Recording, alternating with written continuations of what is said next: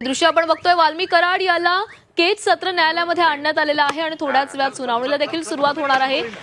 50 किलोमीटरचं अंतर संपवून बीड पोलीस ठाण्यामधून आता वाल्मिक कराड याला केज सत्र न्यायालयामध्ये आणण्यात आलेला आहे आणि आता तेथे सुनावणी देखील पार पडेल। त्यामुळे वाल्मिक कराडच्या पोलीस कोठडीमध्ये वाढ होतीये का याकडे देखील सर्वांचं लक्ष लागलेलं आहे। आज वाल्मिक कराडची 14 दिवसांची पोलीस कोठडी संपलेली आहे आणि त्यानंतर आज केज सत्र न्यायालयामध्ये ही सुनावणी पार पडते। त्याला केज कोर्टामध्ये आणण्यात आलेला आहे। आता सुनावणीला देखील सुरुवात होईल। तर वाल्मिक कराडला घेऊन सीआयडीचं पथक हे केज कोर्टामध्ये दाखल झालेला आहे। त्यासोबतच बीड पोलीस देखील त्यांच्यासोबत उपस्थित आहेत आणि या संपूर्ण पोलीस बंदोबस्तामध्ये वाल्मिक कराड याला केज सत्र न्यायालयामध्ये आणण्यात आलेला आहे। या संदर्भात अधिक माहिती देतात आमचे प्रतिनिधी ज्ञानेश्वर पतंगे। ज्ञानेश्वर, वाल्मिक कराडला केज सत्र न्यायालयामध्ये आणण्यात आलेला आहे, कशा प्रकारे न्यायालयाबाहेर बंदोबस्त दिसतोय? वाल्मिक कराडला काही क्षणापूर्वी केज न्यायालयामध्ये सीआयडीचं पथक घेऊन आलेलं आणि या परिसरामध्ये कडेकोट पोलीस बंदोबस्त ठेवण्यात आलेला। वाल्मिक कराड यांना ज्या व्हॅन मधून आणण्यात आलं त्या व्हॅनला काही कपड्याने झाकण्यात आलं होतं जेणेकरून त्यांचा चेहरा दिसणार नाही अशा पद्धतीचं त्या व्हॅनला हे केलं होतं।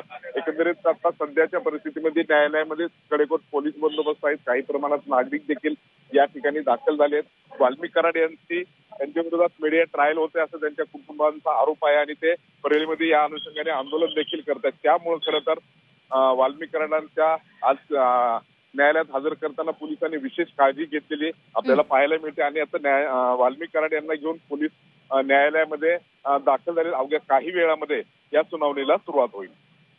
ज्ञानेश्वर, वाल्मिक कराडला कोर्टात हजर केल्याचं आपण बघतोच आहे। काही क्षणापूर्वीच त्याला या सत्र न्यायालयामध्ये आणण्यात आलेलं आहे। आपण परळीमध्ये वाल्मिक कराड यांचे समर्थक एकवटून आंदोलन करतायत, केज न्यायालयाबाहेर काही त्याचे समर्थक एकवटलेले आहेत का?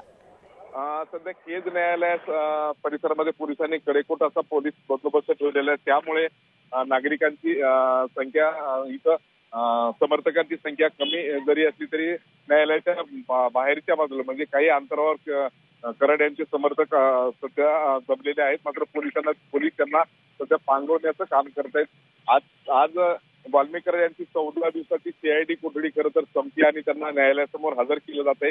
त्यांना सीआयडी कोठडी त्यांची वाढणार की त्यांची न्यायालयीन कोठडीत रवानगी होणार याची खरं तर सगळ्यांना उत्सुकता लागून राहिलेली आहे आणि त्यामुळे त्यांचे समर्थक आणि संतोष देशमुख यांच्या मारेकऱ्यांची काही माणसं न्यायालय परिसरामध्ये आपल्याला सध्या दिसत आहेत। ज्ञानेश्वर, आता पुढील सुनावणीची प्रक्रिया कशा प्रकारे असणार आहे? आता वाल्मिक कराड यांना खरं तर न्यायालयाच्या समोर व्हॅन समोर हजर केलं जाईल। त्यांना काही वेळातच या सुनावणीला सुरुवात होईल। सीआयडीनं त्यांचं जे म्हणणं आहे ते आता न्यायालयासमोर सादर करतील आणि त्यावेळेस सीआयडी नेमकी काय आर्ग्युमेंट करते, वाल्मिक कराड यांचं या खुनामध्ये संबंध आहे असं मागच्या सुनावणीवेळेस सीआयडीनं कोर्टाला निदर्शनास आणून दिलं होतं। यावेळेस सीआयडी नेमकं काय आर्ग्युमेंट करतं हे पाहावं लागेल आणि सध्या या सुनावणीला सुरुवात झालेली आहे।